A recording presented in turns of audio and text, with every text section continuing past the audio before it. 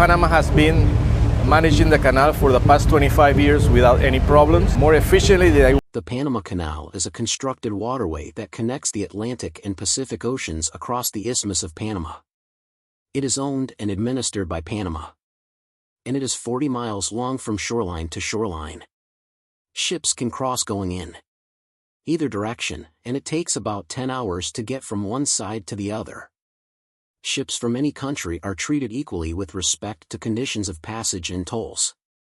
Before the Panama Canal was built, ships traveling between the east and west coasts of the American continents had to go around Cape Horn in South America, a voyage that was some 8,000 nautical miles longer than going through the canal, and that took about 2 months to complete. All journeys between the Atlantic and Pacific Oceans are shortened by thousands of nautical miles by going through the canal. But a new rival has now arrived that threatens to put the Panama Canal out of business. Keep watching as Elon Musk shows Mexico's $4.5 billion Panama Canal rival. Trust me, you do not want to miss this. The Panama Canal. The idea of the Panama Canal dates back to 1513, when the Spanish conquistador Vasco Núñez de Balboa first crossed the Isthmus of Panama. European powers soon noticed the possibility to dig a water passage between the Atlantic and Pacific Oceans across this narrow land bridge between North and South America. The earliest proposal dates to 1534, when the Holy Roman Emperor Charles V ordered a survey for a route through the Americas in order to ease the voyage for ships traveling between Spain and Peru. In 1668, the English physician and philosopher Sir Thomas Browne specifically proposed the Isthmus of Panama as the most convenient place for such a canal. The first attempt actually to make the isthmus part of a trade route was the ill-fated Darien scheme, launched by the Kingdom of Scotland, which was abandoned because of the inhospitable conditions. In 1811, the German naturalist Alexander von Humboldt published an essay on the geography of the Spanish colonies in Central America, Essai politique sur le royaume de la Nouvelle-Espagne, translated into English as Political Essay on the Kingdom of New Spain, containing researches relative to the geography of Mexico. In the essay, he considered 5 possible routes for a canal across Central America, including Panama, but concluded that the most promising location was across Nicaragua, traversing Lake Nicaragua. His recommendations influenced the British to attempt the canal across Nicaragua in 1843. Although this attempt in the end came to nothing, it resulted in the Clayton-Bulwer Treaty between the United Kingdom and the United States, in which the two nations bound each other to joint control of any canal built in Nicaragua or, by implication, anywhere in Central America. In 1846, the Mallarino-Bidlack Treaty, negotiated between the U.S. and New Granada, the predecessor of Colombia, granted the United States transit rights and the right to intervene militarily in the isthmus. In 1848, the discovery of gold in California created a demand for a crossing of Panama as a practical route between the Atlantic and Pacific Oceans. This demand was exploited by American businessman William Henry Aspinwall, who ran steamship legs from New York City to Panama, and from Panama to California, with an overland portage through Panama. This route was soon exploited by other businessmen, such as Cornelius Vanderbilt. Between 1850 and 1855, a syndicate founded by Aspinwall built a railroad, now the Panama Canal Railway, from Colón on the Caribbean Sea to Panama City. The project cost $8 million US, 6 times the estimated cost, and between 6,000 and 12,000 of construction workers who succumbed to tropical diseases. However, the railroad soon became immensely profitable for its owners. In 1870, U.S. President Grant established an Interoceanic Canal Commission, which commissioned several naval officers, including Commander Thomas Oliver Selfridge, Jr., to investigate the possible routes suggested by Humboldt for a canal across Central America. The commission decided in favor of Nicaragua. establishing this as the preferred route amongst American policymakers. By the 1930s, water supply became an issue for the canal, prompting construction of the Madden Dam across the Chagres River above Gatun Lake. Completed in 1935, the dam created Madden Lake, later Lake Alajuela, which provides additional water storage for the canal. In 1939, construction began on a further major improvement, a new set of locks. Canal to Panama increased after the Suez Crisis in 1956, when the United States used financial and diplomatic pressure to force France and the UK to abandon their attempt to retake control of the Suez Canal, previously nationalized by the Nasser regime in Egypt.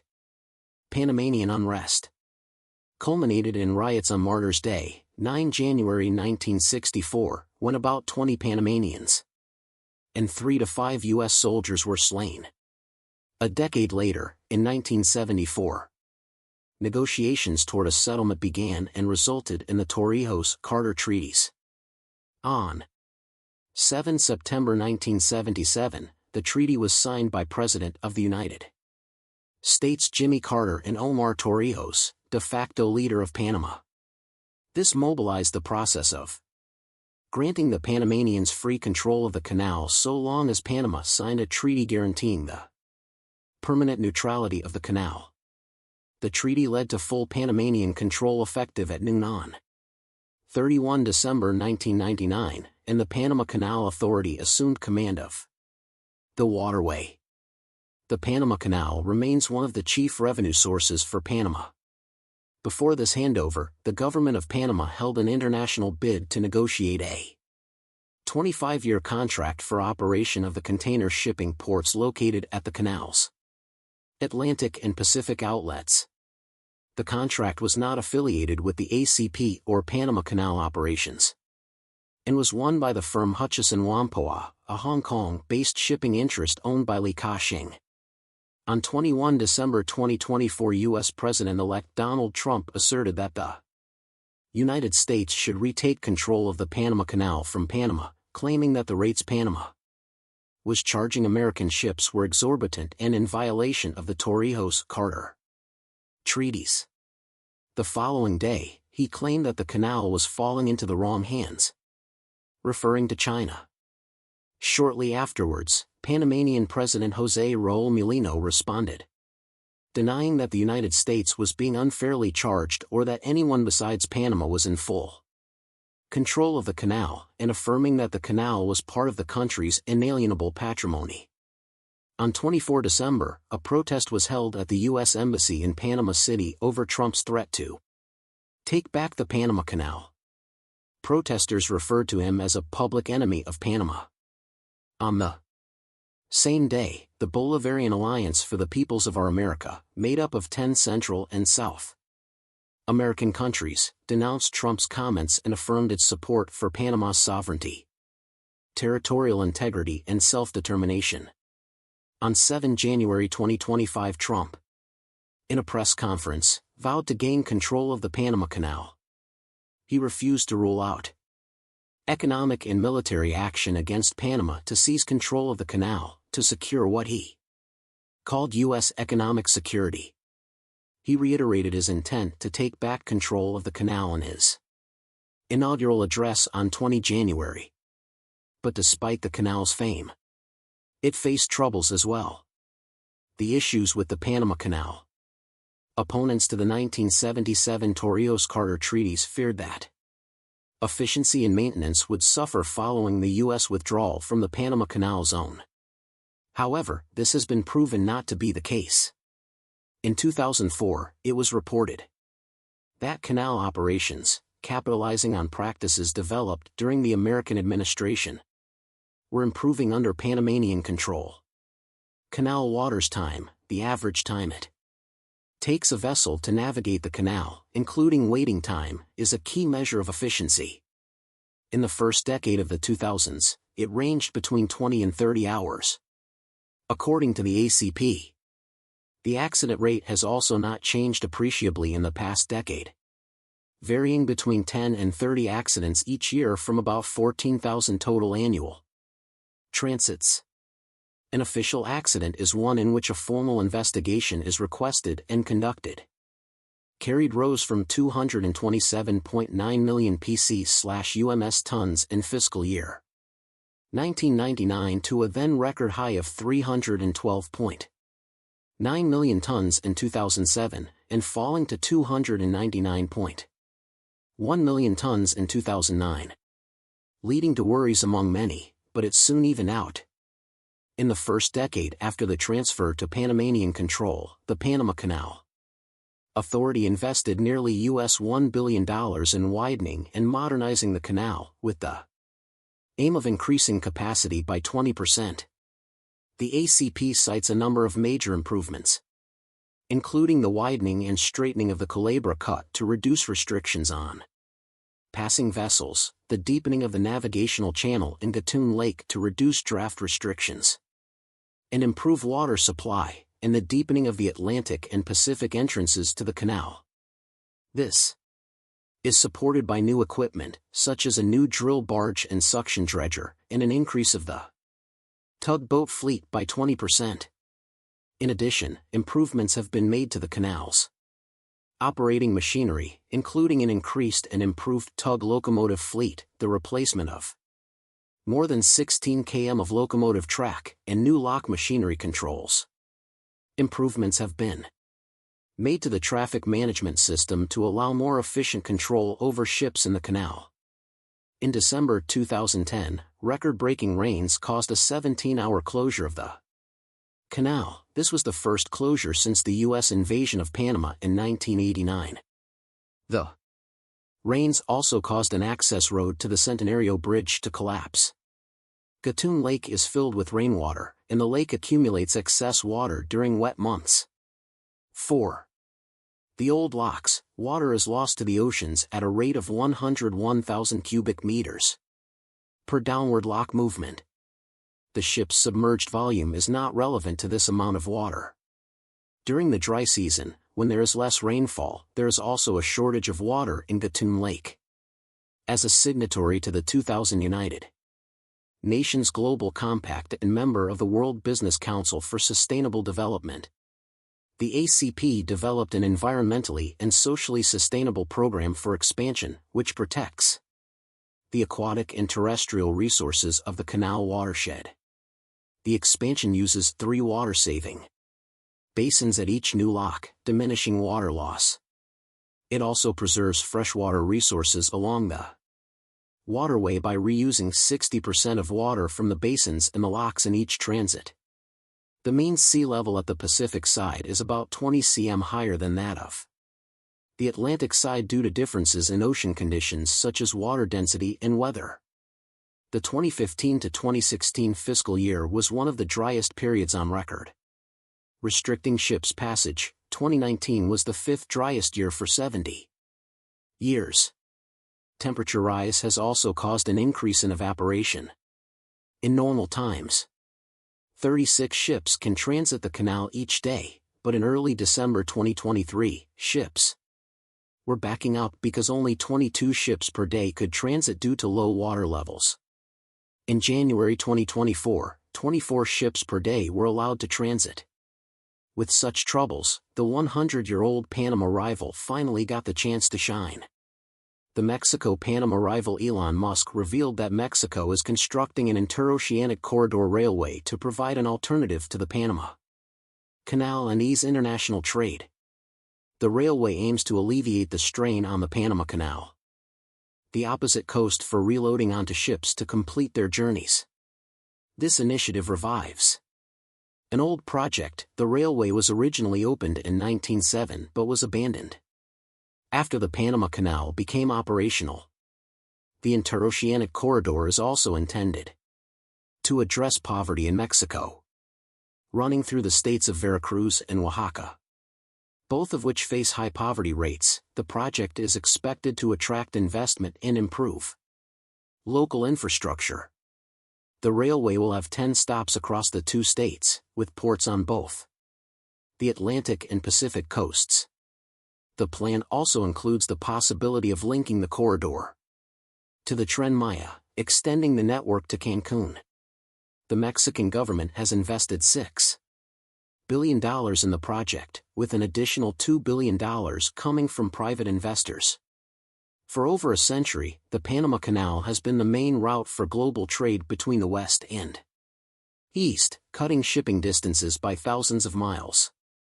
However, the canal is facing challenges due to recent droughts, which have caused water levels in Lake Gatun, essential for the canal's lock system, to drop significantly. As a result, ships are often left waiting at sea for up to 2 weeks. Or they must pay high fees to bypass the line. Mexico's Interoceanic Corridor offers an alternative, potentially allowing companies to avoid the delays and rising costs associated with the Panama Canal. However, it remains uncertain if the corridor will be faster, as time will be needed to transfer cargo between ships and trains. Additionally, trains cannot carry as much cargo as shipping vessels, which could limit the amount of goods transported by rail. In response to this new competition, the Panama Canal Authority stated, "This route remains the top choice for shippers because the Panama Canal offers expedited access to more than 180 maritime routes connecting 170 countries via 1,970 ports. We are always monitoring potential projects that could compete with our route, but we remain confident in our service and are investing in strengthening our capabilities for the future." Despite these challenges, the Interoceanic Corridor is expected to ease the pressure on the Panama Canal, potentially handling around 5% of the cargo that would otherwise pass through the canal. Plans to connect these two oceans through the Isthmus of Tehuantepec had existed since the colonial period in the 16th century, with plans to build a canal or highway in the site being considered, but never successfully executed. As early as the first half of that century, during the early years of the existence of the Viceroyalty of New Spain, the Spanish colony, which is now Mexico, the Spanish conquistador Hernán Cortés had already expressed his interest in creating communication between the two oceans in his letters to Charles V, Holy Roman Emperor. Though this doesn't necessarily mean he conceived the idea of using the isthmus for this purpose. Due to the short distance between the two oceans in this area, the potential for the creation of such a project had been attractive to various global powers, including Spain, Britain, France, the Netherlands, and finally the United States, as it would have saved cost and time. During the 19th century, when the Cape Horn route was the only seaway to the other side of the Americas, a canal would have reduced the risk to lives and produce. Cargo ships were frequently lost around the Horn. Alexander von Humboldt wrote in his political essay on the Kingdom of New Spain, published in 1811, that the Isthmus of Tehuantepec was ideal for the creation of a canal to connect the Pacific and Atlantic Oceans. Due to the proximity between the ports of Veracruz and Tehuantepec, finding that the isthmus between them is the narrowest point between the two oceans in New Spain, and due to the proximity of the sources of the Coatzacoalcos and Kaimalapa rivers, which discharge into the Gulf of Mexico and the Pacific Ocean respectively. In the essay, he mentioned multiple points in the Spanish Americas where the two oceans could be connected. Vicente de Guime's second count of Revolutionize has been for a long time occupied in the project of the creation of such a canal, and that land-based roads had been opened in the isthmus since the late 18th century, which created commercial communication between the two oceans. These were used, he remarked, to transport the most precious of all known indigos, the indigo, from Guatemala, then a kingdom belonging to New Spain covering much of Central America.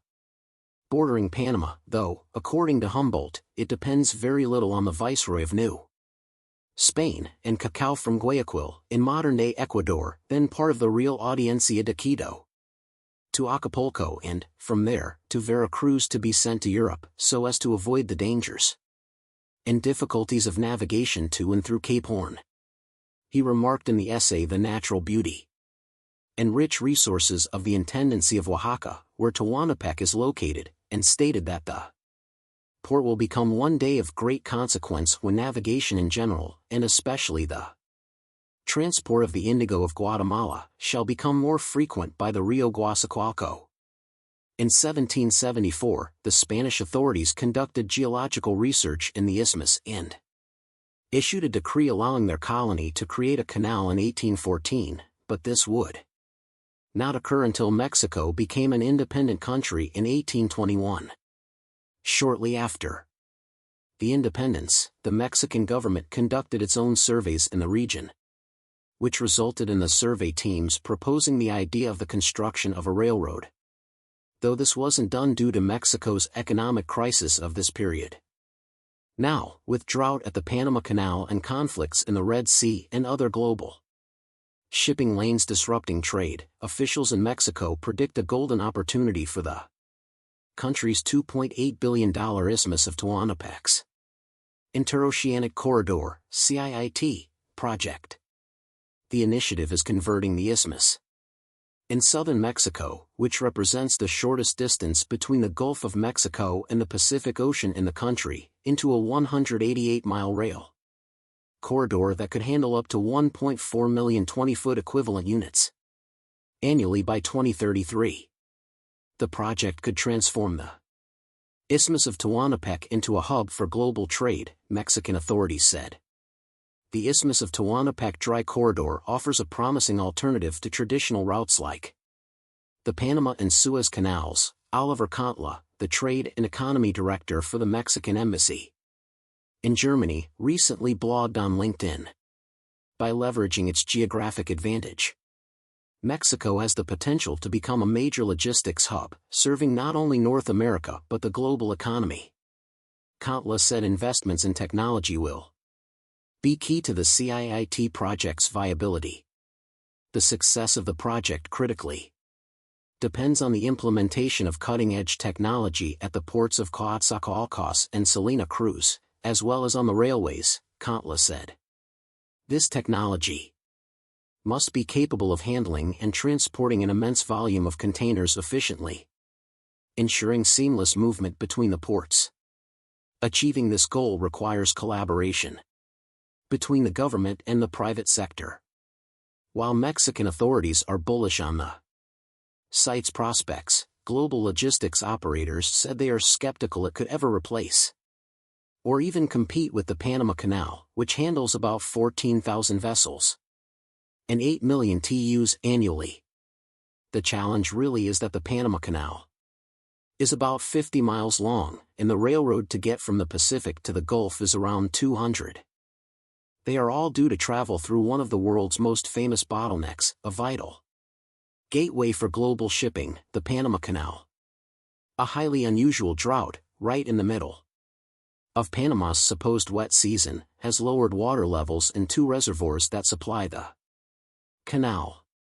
As a result, operators have had to restrict the size and number of ships that pass through its system of locks each day. In our just-in-time global economy, the markets trading these goods can't wait for long. An estimated $270 worth of cargo passes along the canal each year en route to over 170 countries. Some of the ships have already chosen to take detours in a bid to avoid the delays. It's unprecedented, and it's a cause for concern, says Michelle Wiesbachmann, senior analyst at global maritime trade experts Lloyd's List Intelligence. The situation, she explains, could push up freight costs, especially for fuels such as liquefied natural gas, potentially affecting consumer prices. It's at times like this that old ideas tend to resurface. What if there were another way to get from the Pacific to the Atlantic via ship? In the early 1900s, the United States had two options: build a canal across Nicaragua or through Panama. The U.S. Senate voted for the Panama option. It was a relatively easy choice. The route was shorter and, unlike Nicaragua, there wasn't a string of active volcanoes in the way to contend with. And yet the idea of a Nicaraguan canal has never gone away. Just a decade ago, a Chinese businessman championed a huge project that intended to build such a canal by the end of the 2010s. Despite much fanfare, it never materialized. but the crippling drought now affecting the Panama Canal, and the threat of additional climate change-related water supply issues in the coming years, has prompted some to question whether a second canal in Nicaragua, or routes through other nearby Central American countries, might not be such a bad idea after all. It is technically feasible, says Jean-Paul Rodrigue at Hofstra University, who has studied the long history of discussions around building a Nicaraguan canal. But there are many obstacles. The problem is the distances involved are much longer, significantly longer, he says. Any such route would likely take the form of two canals linking Lake Nicaragua to the Pacific in the west, into the Atlantic in the east. One of these canals would be around 15 miles long. And the other, connecting to the Atlantic, would be even longer, around 60 miles. The Panama Canal, which itself comprises the artificial Lake Gatun in its middle, has a total length of 50 miles. It lies along the Isthmus of Panama, the narrowest section of land that separates the Pacific Ocean from the Caribbean Sea and the Atlantic Ocean. So what do you think about the new rival to the Panama Canal? Let us know your thoughts in the comments down below. Don't forget to like and subscribe for more amazing content like this.